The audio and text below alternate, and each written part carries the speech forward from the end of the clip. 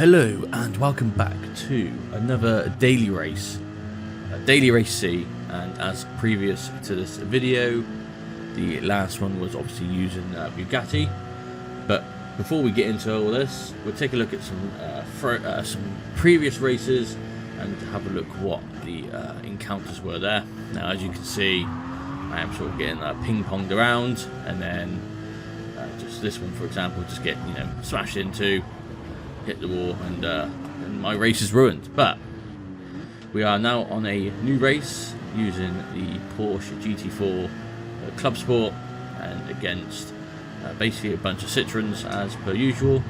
So started in, I believe it was 13th or 14th, moving up now into P11. So get a couple of overtakes done at least, a little bit of smoke just up ahead.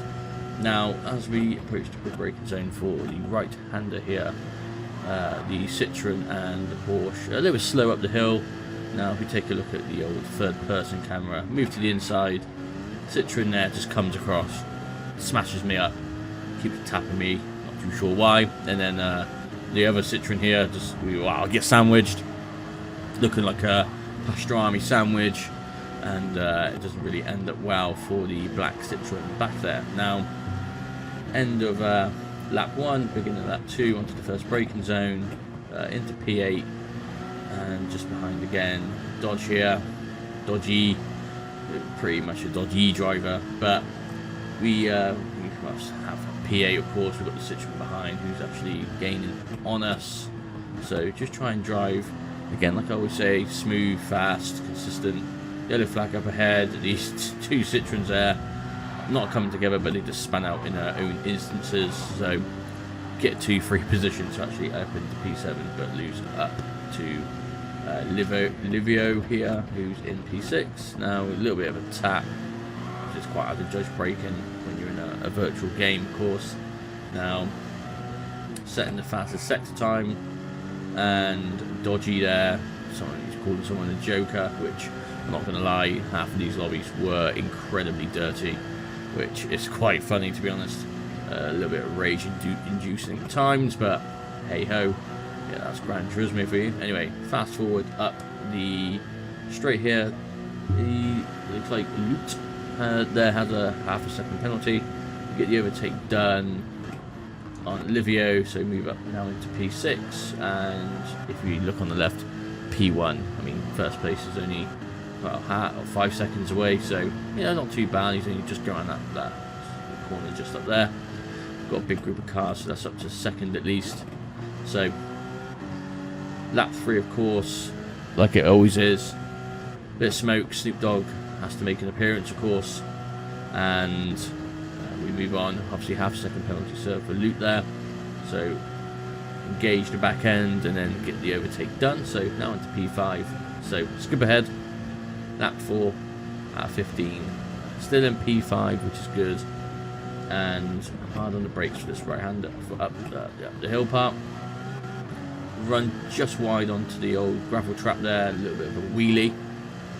Still again on the case of a P4, less than a second, but slipstream in this particular race isn't that great. Now have a little flashback moment here as to one of my previous races, and almost the same instance, but luckily the Ferrari actually respected the race rules and didn't smash into the side of me, so thank you Labrola. Now lap 6, P4, Chris here has a half a second penalty. Now notice people were getting penalties on the last corner, running just wide of the rumble strips. Now P3 and 2, they're having a little battle, a little bit of a tap on the back on Chris just there, so just letting them know I'm there.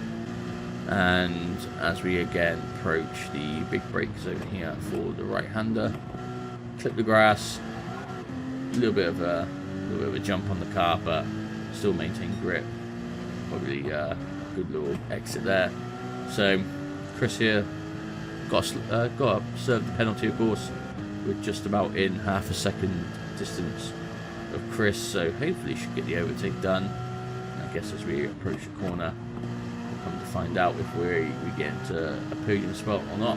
So looks like we do. P2 there goes in for the pits, and so does Chris. So leaves us into P2, about a 5-second gap now to P1. So as we come up the hill, we can see P1 there, about 5 seconds away. So we'll make a decision on whether we pit on this lap, see if P1 pits about halfway to race finish. So yeah, we pit, so does P1, and as when we come out, we're in 9th now, Chris there just up ahead, and Librola, who pitted on lap 4, get overtaken by Iveston, now yellow flag. And as you can see, it was a guy who was actually in first place, which I never realised. So Kosmich actually spun out, so that's very unfortunate for him, especially on a fresh set of tyres as well. Must have done something bad. And again, just a bit further ahead, the yellow Ferrari there spun out too, so allows us to get 2 positions there completely free. Now P7 runs onto the gravel trap. It didn't even look like it slowed down, to be honest with you. I'm not really too sure what is up with that, but allows us to catch up just ever so slightly. I mean, still within less than a second. And as again we approach the first corner here, we're about just over half a second distance now, so closing the gap. Got some nice clean fresh tyres. He's running onto the grass there. We're trying to keep it on the track, of course. Lap 9 as well, so 6 laps to go, or 5.5, depends how you want to look at it. So jump forward now, again onto this right-hander here. Do seem to make up a bit of time against Iveston. That's a tongue twister to say. So less than a second, about 7/10 get distance, but wow, excellent driving, of course, and keep that up, and I'll be gaining in no time to the guy in front. Now, luckily for us, Iveston actually did go off, and we do actually get the overtake done into P7 now. I believe there's a couple more cars still need to pit, and Hello Gamer there, example. So we actually move into P6 now for a free position. So lap 11, now out of 15, so 4 laps to go. First corner here, on the brakes. You know, this particular track's pretty good. I do like it.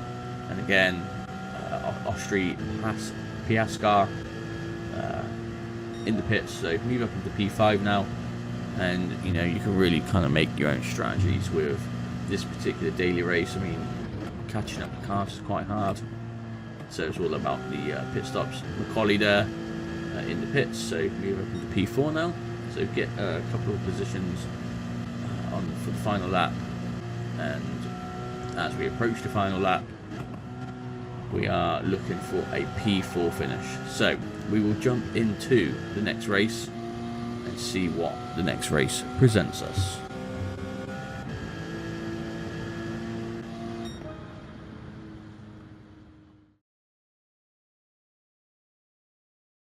So, race 2, and straight away off to an unfair start. Car is literally just over revving, and I noticed that actually, if you start within the higher positions, your car tends, or this Porsche anyway, tends to just over rev unless you catch the gear change, obviously quick time. So, this is the last race, and I'm going to clear a few things up right now.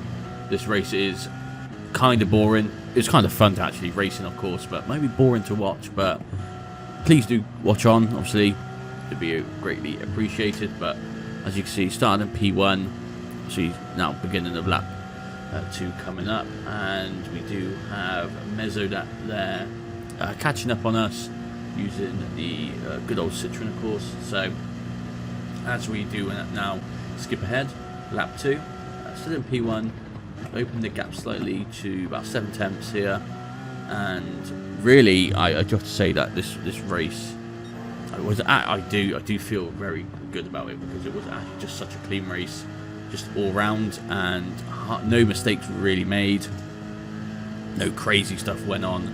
It was actually just a simple, clean, fast race really, and I guess you will witness this firsthand. So as we now skip ahead to a few laps in, so lap 5 now, again still in P1, we've opened the gap massively now to about 2.3 seconds there. So I mean, if you look on the track radar at the top of the track map, you can see that first to fifth, there is quite of a pack, and then beyond fifth is absolutely humongous of a gap, and it only keeps getting bigger. So lap 7 now, still in P1.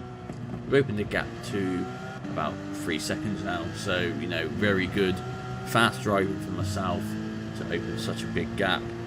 And yeah, P6 there is just in the pit, so I mean, look, there's a whole straight gap to 5th to 7th at least. So you know, we've got a good pit window, I guess. We can keep extending this lead, and again, for the start of lap 9, 3.6 seconds. So honestly, like, a really good car this is. I wasn't really expecting it to be that good, considering it's obviously an original car from the game. Obviously we've had quite a few additions as well, so good car. Now, start of the right-hander here for lap 9. Do run a little bit wide though. Obviously does allow Mezzo there to close the gap ever so slightly, so down to say 3.3 seconds, 3.2. And as we approach this right-hander here, again, he's about 3 seconds off now, so he's done about 4 or 5 tenths off us. So you know, one small thing can really, you know, not hinder a race, but it can definitely have prolonged effects.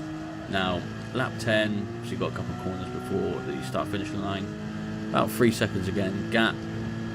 Still not thought about pitting in, but we'll have a look when we do jump ahead. So lap 13 now on the final corner, 2 laps to go.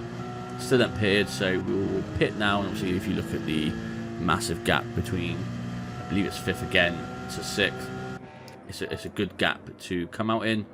So so Mezzo there actually goes in first, and then the second, third, and fourth there, Steve and Ciro do actually pit in. So when we come out, obviously again in a free clean air gap, still in third. So obviously first place is obviously going around that right-hander now, but we're fast forward to near the end of lap 14, and well, so when we do come up here, we'll slow it down, and as we can see, P1 there has actually just gone to the pits. Now if you do notice, it took about 28 seconds for a pit. We were about 20 seconds off race leader, so theoretically we should come out in front, but I'm not too sure what happens here, whether I read it wrong or something like that. But as we come up the straight for the final lap, it just appears here. It's obviously ghosted up, and we obviously are going faster than him. It does come across. I did poo myself a little bit. I didn't want you know, any previous race instances to happen, but we fly by for the final lap now, and he's obviously closed the gap humongously to less than, you know, 6 tenths. So as long as we can just keep what we have been doing throughout this whole race up, we should be able to secure a P1 pole position, and we pretty much led every single lap apart from obviously the one we pitted in. So really good result for us if we can manage that. And as we come down here for this left-hander, double left into the uphill right, we've extended the gap to 9 tenths, almost, about 8 tenths if you want to be exact. And again, take that quite smooth. He's obviously on lap newer, fresh tyres. But as we come around the last couple of corners, we've opened the gap up now to a second, so I don't really think he's going to be catching up. So I'll leave it with this. P1, final lap, really good race, change up a delivery, so Le Mans winning Porsche livery, so you know, results kind of speak for itself using the livery. But if you want to see more of this, let me know down below. Finished in P1, lap 15.